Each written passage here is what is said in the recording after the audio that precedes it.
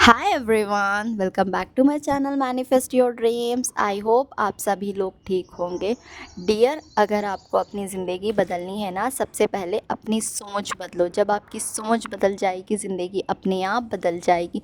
ज़िंदगी देखने का एंड ज़िंदगी जीने का नज़रिया बदलो, ज़िंदगी अपने आप खूबसूरत लगने लगेगी। डियर, आज ये मेरी ना सबसे best instant manifestation success story है। एक्चुअली एज़ यू नो, मेरा जो बड़ा भाई है वो अमेरिका में रहता है, ठीक है। एंड उसको मैनिफेस्ट करके मैंने ही भेजा है। ऑफ कोर्स क्रेडिट तो लूँगी भाई, मैंने मैनिफेस्ट किया है, लूँगी लूँगी। तो देखो, यहाँ पे बात ये है ना कि मेरी ज़्यादा उससे बात नहीं होती है, क्योंकि मैं अपने शेड्यूल्स में, मैं अपनी रूटीन में बहुत ज़्यादा बिजी रहती हूँ, कभी कभार हो जाती है। तो मेरे पास ना मम्मी का कॉल आया था, शायद ये कल या परसों की ही बात है।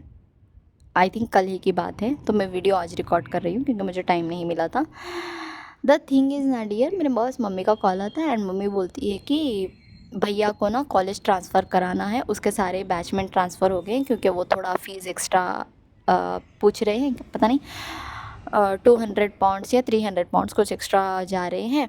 एंड फिर से भैया को ना मतलब अकाउंट में 40 lakhs to 50 lakhs बताना है। बट 2 दिन का टाइम है, अगर वो नहीं हुआ तो भैया की डिग्री रुक जाएगी। एंड मम्मी ने बोला कि हमने बहुत ट्राई किया बट नहीं हो रहा है। मतलब जो एजेंट, मतलब यहाँ से इंडिया से अमेरिका भेजने के लिए जो कंसल्टेंसी थी, उन लोगों से बात की कि ऐसी ऐसी दिक्कत है, तो वो बोले कि बैंक में कुछ इशू है तो ऐसा नहीं बता सकते अब। तो मेरे डैड ने बोला कि मैं पैसे दे दूँगा, क्योंकि देखो यहाँ पे होता है, जब कंसल्टेंसी से हम कंसल्ट करते हैं ना, तो ये लोग अगर कोई इन सब को जानता है तो उन्हें पता होगा कि हम अगर 35,000 45,000 50,000 देते हैं तो वो अकाउंट में बता देते हैं ऐसा 40 to 50 lakhs, ठीक है।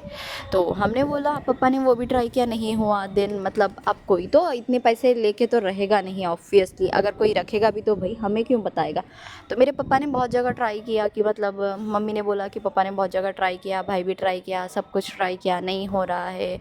तो इट्स लाइक कि मुझे भी ना थोड़ा काइंड ऑफ लगा कि भाई ये क्या हो गया, अब ये कहाँ से दिक्कत आ गई, जाके 1 साल हो गया उसको, अब ये क्या नया ड्रामा है।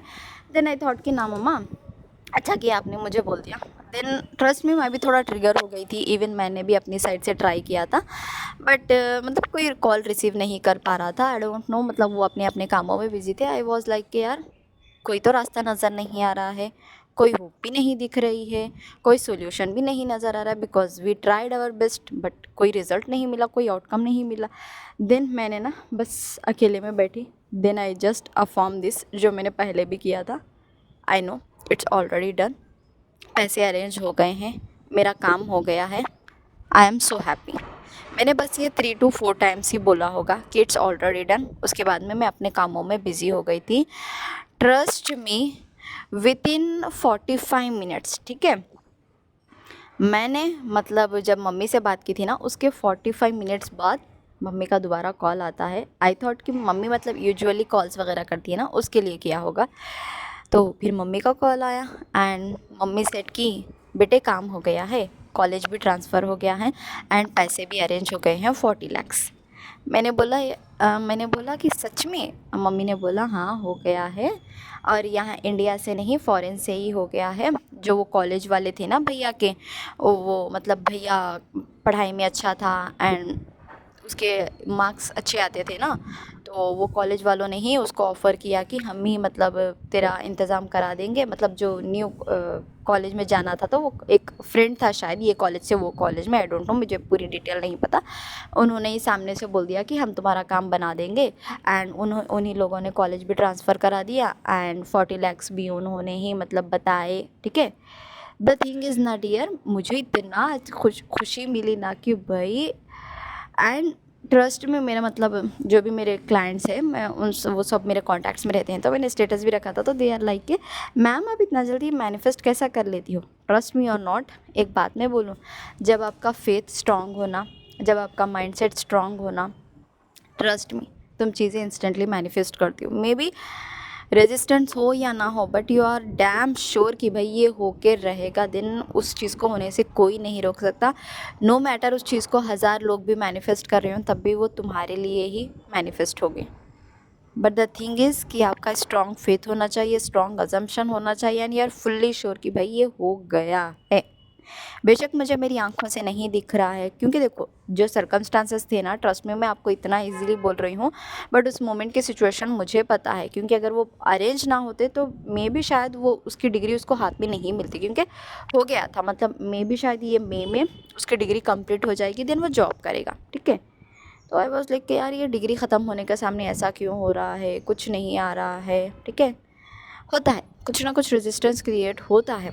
As a manifester, as a coach, मेरी डे टू डे लाइफ में भी बहुत कुछ होता है, बट द थिंग इज़ मैं उस सिचुएशन को कामली एंड रिलैक्सली हैंडल करती हूँ कि नो यार, बेशक मुझे कुछ भी दिख रहा हो, मैं बैठ के 24 घंटे अफाम नहीं करती हूँ। आई जस्ट एक ही बात बोलती हूँ मैं कि इट्स ऑलरेडी डन, ये काम हो गया है, आई एम सो हैप्पी। बस मेरी ये 3 ही लाइन होती है, फिर मैं अपने कामों में ध्यान देती हूँ, बिकॉज आई नो भाई जब वो काम हो गया है तो हो गया है, उसके बारे में इतना सोचने की कोई नीड नहीं है।